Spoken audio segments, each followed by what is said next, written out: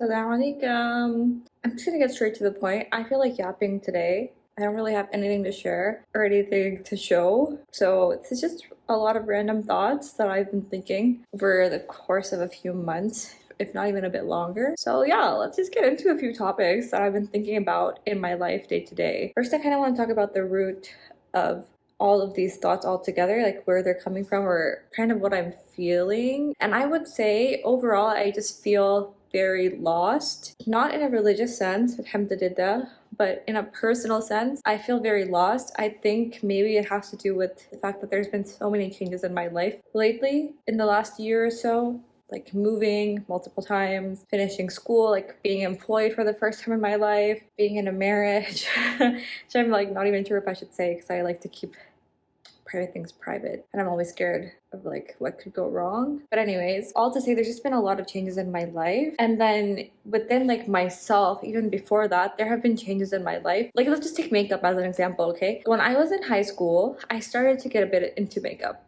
not like the high school girls these days. I wore like concealer. I don't even know if I wear concealer. I wear mascara sometimes, and I wear lipstick. And so I began wearing makeup then. And then in undergrad, I started to wear a bit more makeup just because I wanted to, I guess, like present myself better to a new group of people. And it was the first time I wasn't going to be like wearing uniform. So I feel like appearance mattered more then, especially my freshman year. In freshman year, I started to wear more makeup. You know, I did like a simple routine, but still a routine. And I was doing that routine every day. I could do it in like 10 minutes. Kind of similar to what I'm wearing, like the look I have now, but a bit more than this. It was like concealer, mascara, eyeliner, highlight, blush, some bronzer, contour type of situation, and powder or bake or whatever I was doing then. So it was still not a lot, but like it was always something. Like that was kind of who I became in terms of makeup. And then especially around COVID, because COVID happened when I was in senior year, around then I just like completely slacked off and like I stopped doing makeup, like the masks obviously. I don't even generally love makeup. I think like I had started to have like a different relationship with makeup where I was kind of, who am I doing this for? Is it really for me or is it for other people? And then like of course Islamically as well, I wasn't sure what I was doing. So that plus COVID meant I just stopped wearing makeup completely. And that's kind of where I went throughout grad school as well. I just didn't wear makeup much at all. But in high school, it was crazy for me to imagine not even wearing lipstick, like crazy. And then I remember specifically thinking this in grad school was, wow, I don't even wear lipstick anymore. Like I've really changed. And I don't know who I want to be. In between those two ends of the spectrum, I'm not sure who I want to be. I think I could kind of get away with not knowing and like just doing nothing if that's what I wanted to do throughout like student life. But then now, first of all, I'm married, so I feel like, I don't know, there's like a pressure of trying to present myself better, even though like I made it clear when we met that like I'm not really the makeup kind of girl, and like that's not really like what you're gonna be getting here. But at the same time, there's like a pressure not from someone else but from myself. I want to present well, so there's like a little bit of pressure there. And then it's also just like kind of like how when I was going into undergrad, like meeting all these new people, kind of like you're meeting all these new people and your in-laws and you want to present well for them as well. I'm a bit in my head about that. And then now I'm working and people at work wear makeup, like women at work. A lot of them, if not the majority slash all of them that I've interacted with, wear some kind of makeup. Not saying they have like a full face. It's kind of like similar to what I've done today, if not less, but they wear makeup. And in school, you know I could get by with however I look because no one could judge me based off how I looked. And yes, I know even in work, no one should judge you based off how you look, but let's be realistic. And a lot of people, especially in the generation of people who are managers, seniors above me, people like me who are entry level, like people who've been there for 10, 20 years, they come from that mindset. And I've heard women say this, of a little makeup is always better than no makeup. So like just concealer and lipstick is better than coming natural. And I think that's very messed up and like a big pressure to put on women, and this constant need to objectify women. But on the other hand, I'm like, okay, like who do I want to be in this? Am I going to be fighting the system, or am I going to be putting on some concealer? And not only is it that I don't know where I stand in how much or little makeup I want to put on, but also I've just lost the motivation. I've lost the desire. Even when I do makeup, it's fun. I enjoy it. I enjoy how I look after. I enjoy how I feel after. But there's just like a mental hurdle in my head of like, I just don't want to do this. I don't want to put this extra effort in. And maybe that's like part of COVID, but I feel like that's kind of like carrying in throughout my life of like, I want to put in minimum effort, which I don't think is the best way to be. Obviously, there's like the whole, how does Islam fit in? Like, you don't want to be showing off your beauty. And then what about wudu, like at work? So there's a lot of things I think about. And like all of this to say, at one point I was one person, like someone who did makeup every single day.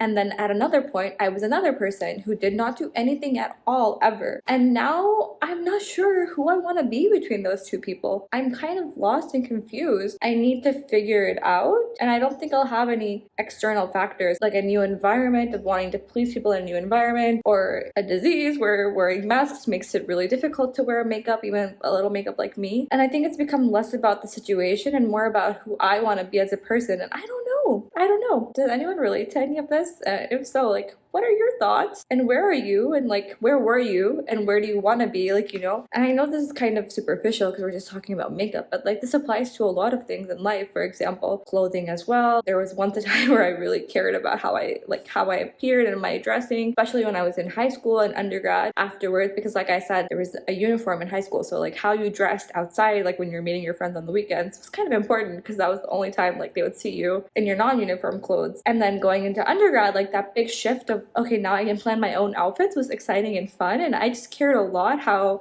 I was being perceived, or not necessarily by anyone, but just in general. Like I wanted to be perceived well in terms of how I looked. And then I stopped caring altogether. Like I stopped caring. I hate wearing jeans. So I like basically kind of like lived in sweats and like long, not maxi dresses because that sounds fancy, like the non-fan, like sweat version of maxi dresses as well. And then in law school, I think I dressed a bit better, but just because I was going to class versus in undergrad, like COVID times, we weren't going to class anymore. And now I'm at a point again where like, I don't have a reason to be one way or another. Like I could continue putting in minimum effort into my clothes and my appearance, and that would be okay. But I don't feel confident. I don't feel very good. And I know when I do put in effort, I feel good. But then there's that whole, it takes energy and time and mental capacity. And for some reason, my brain that had all this capacity, like in undergrad, to do all of these things, it now finds these things so difficult. I don't know. Like, I don't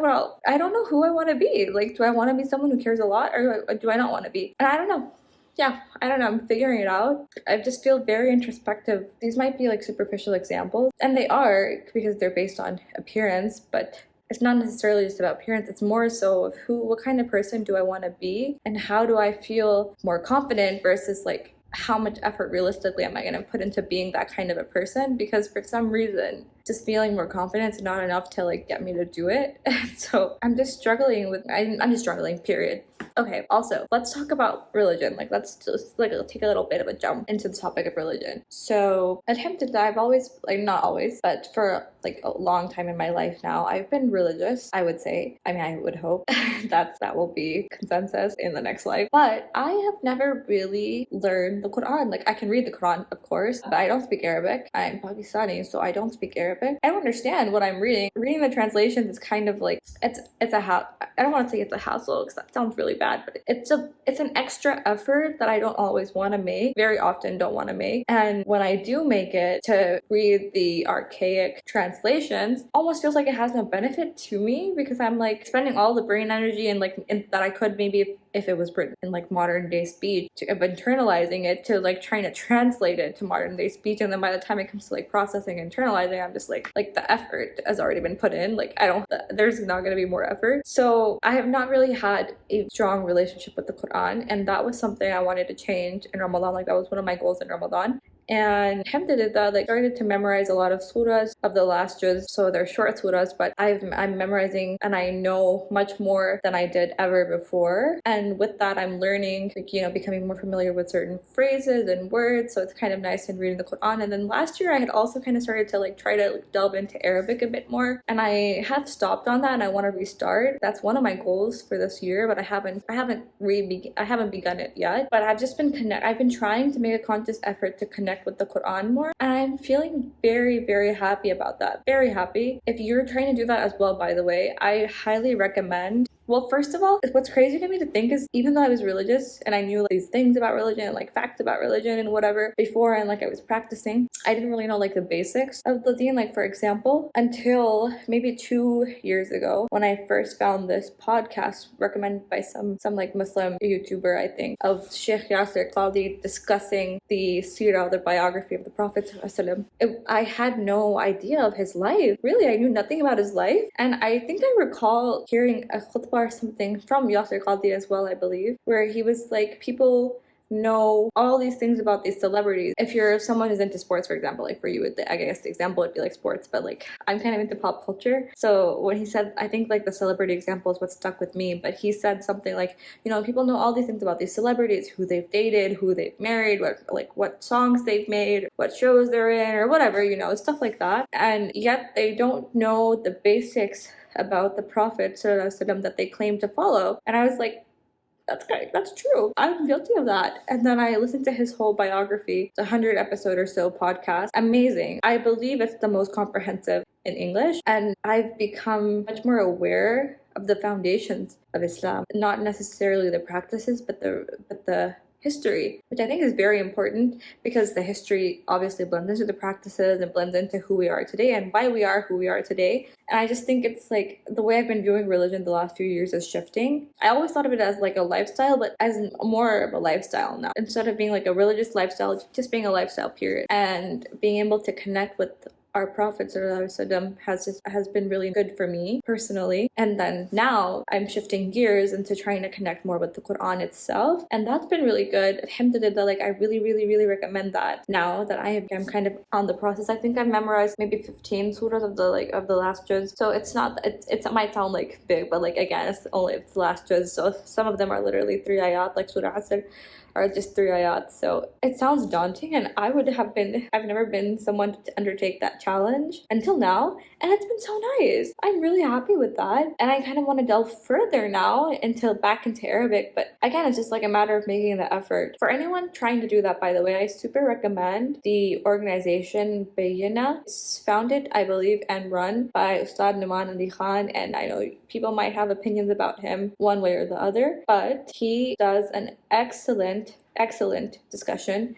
It's called a concise commentary on all the surahs, and what I really value is like I will memorize a surah, and either as I'm memorizing, but mostly after, because I feel like it's nicer to have the whole surah in context in your mind, like as he's discussing it once you've memorized it, is to listen to his tafsir, his commentary, his explanation, his concise commentary in his words on the surah. It gives you background on the surah, it tells you where it came from, it gives you the why, it explains he goes ayat by ayat, so he breaks it all down and tells you the translation, what the words mean in Arabic, the symbolism of those words or that imagery or that qasam, for example. And it's just really helping me understand what I'm reading, and I love that. And then aside from listening to the surah, I am memorizing. I'm trying. I don't always do well on this, but I'm trying to listen to 1 ayat a day or like 1 episode a day, just going through like from the start of the Quran, because I'm starting with the end, you know, the last juz, the last chapter. Is it chapter? No, the last section. What is juz in English? It's like, you know, the Quran is split into 30 juz, which is like a collection of chapters is one juz. So 30 equal parts. The last 30th of the Quran is where I am. And then instead of listening just to that, I also listen to from the start of the Quran. And that's been really nice. I've been learning so much. I highly recommend it. There's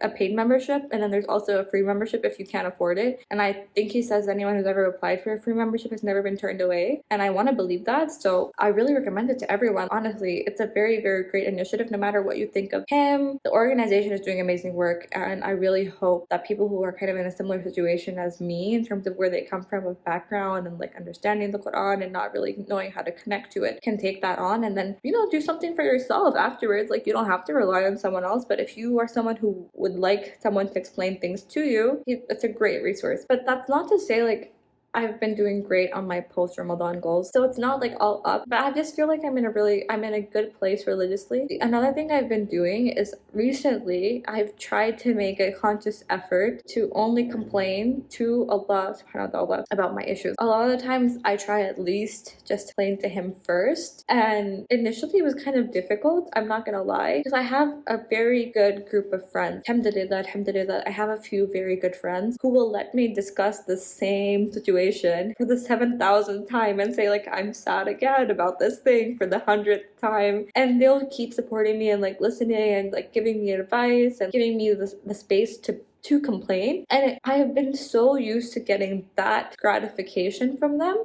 of okay, like then tell me like it'll be okay, and like someone's gonna tell me like, oh, you're okay, you weren't the wrong person here, or like this person actually should have done this and you were the one who was hurt, you know. To not get that validation from my friends and like only be like talking to the wall when I'm talking to Allah, feeling like I'm getting that like immediate response like you would get on a WhatsApp or like on a Snapchat reply, you know. I'm not gonna lie, that was a bit tough, but the whole reason I started, and you will see how all the things I've been mentioning of the types of learning I've been doing in the last few years have kind of like build on top of each other here, was I am re-listening to the Seerah of the Prophet ﷺ, and I try to do that every year, once a year, because whoever it was said that they reread or re-listen to the Seerah of the Prophet ﷺ every year, because the first time you listen to it, maybe like the first few times you listen to it, you're learning and you're taking it in and you're learning the history and you're learning who he was ﷺ. And then the more you know it, because it's a repetition of something you've already learned and you're not focusing on the learning, then it becomes that process of internalizing, thinking, how can I bring this into my life, or like how could this affect me? And I feel like alhamdulillah, I'm still definitely in like the learning stage. I forget things every year, subhanallah, like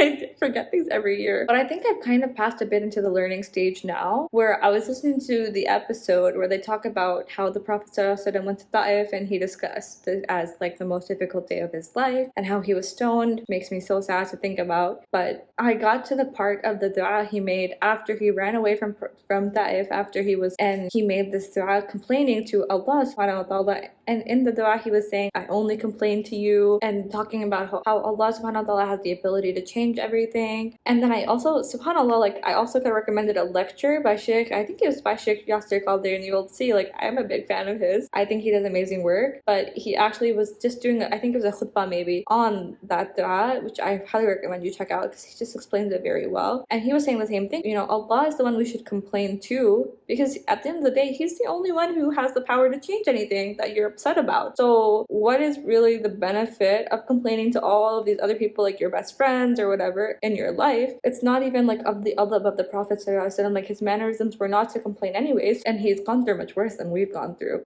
But if you want to follow him, then complaining all the time to your friends, as nice as they are to listen, isn't really beneficial for you. And so I decided to, okay, like I'm gonna try to stop complaining to my friends and try to start complaining to Allah only. And like I said, the first, I think 2 weeks was kind of weird, where I wasn't feeling like the instant gratification and the validation of getting a reply immediately. But now there's just like a warmth in my heart of thinking, okay, I'm gonna go tell Allah.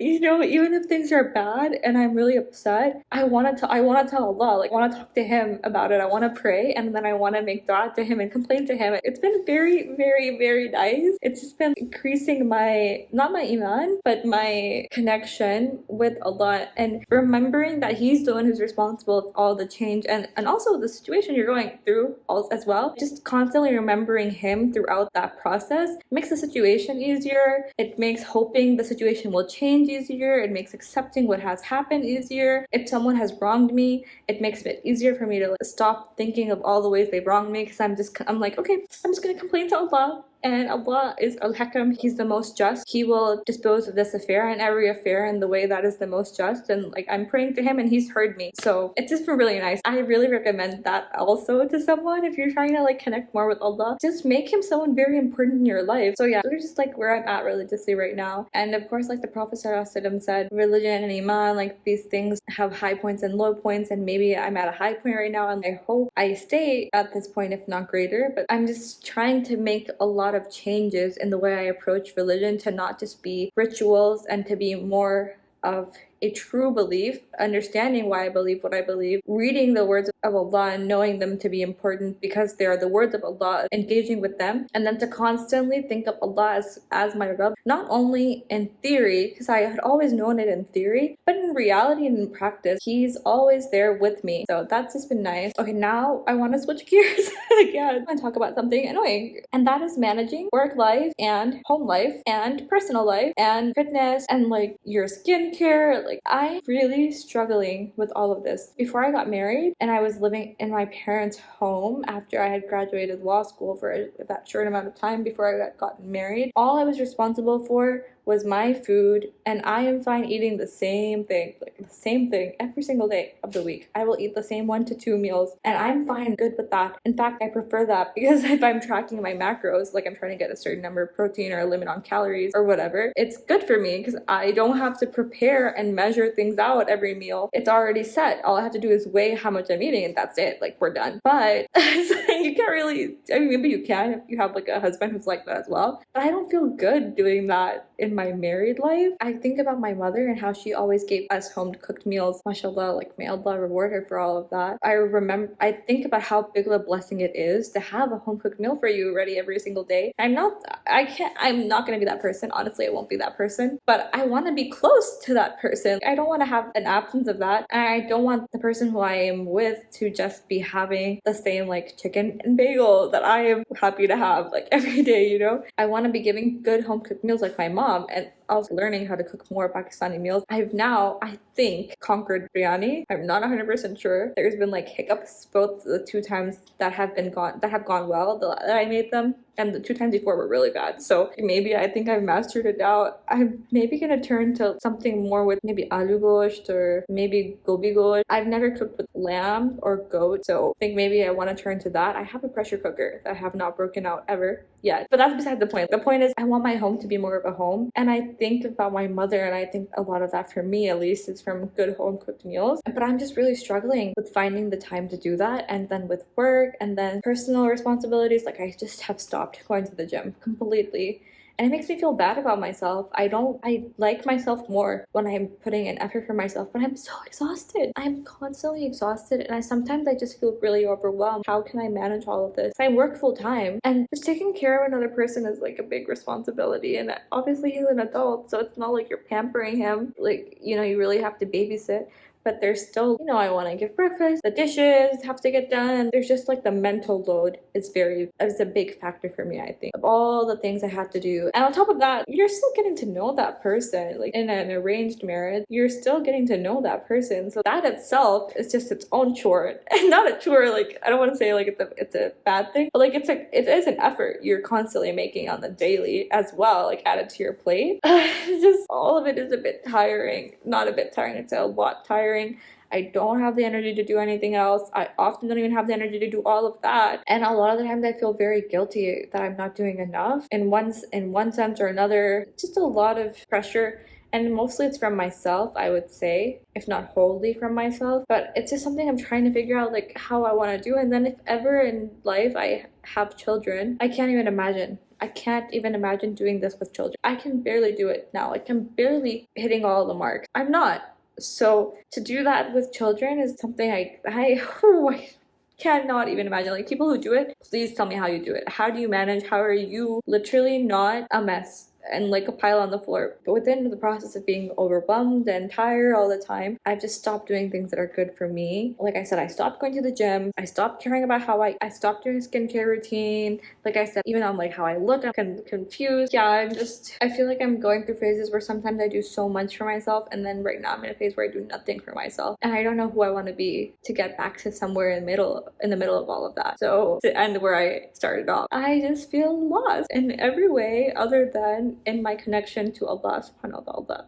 This might be a bit of a sad end, and it's not meant to, I guess it's not really the end because it's not a conclusion. This is just where I'm at, and I would really like to talk to someone who might be watching if you've gone through something similar or you're feeling something similar. I don't know, what has your experience been like, and how have you balanced things? And I know moderation is the key, I guess, in the end of everything, but how do you guys take care of yourself and like decide who you're gonna be and who you want to be, and decide who you take from who you were, you know, wherever you are, whether you are confused like me and like just kind of rediscovering yourself or who you want to be or any of that. Hope the best for you. May Allah subhanahu wa ta'ala guide us all. And I hope that at least knowing there's someone else very confused out there is a little bit helpful to someone. We can be confused together. And if you're not confused, then teach me how not to be confused, because I want to learn. So yeah, that's it. So yeah, just let me know what your thoughts are. And I will see you next time with maybe less introspection and more lipstick or something, but we'll see. So, salam. Toodles.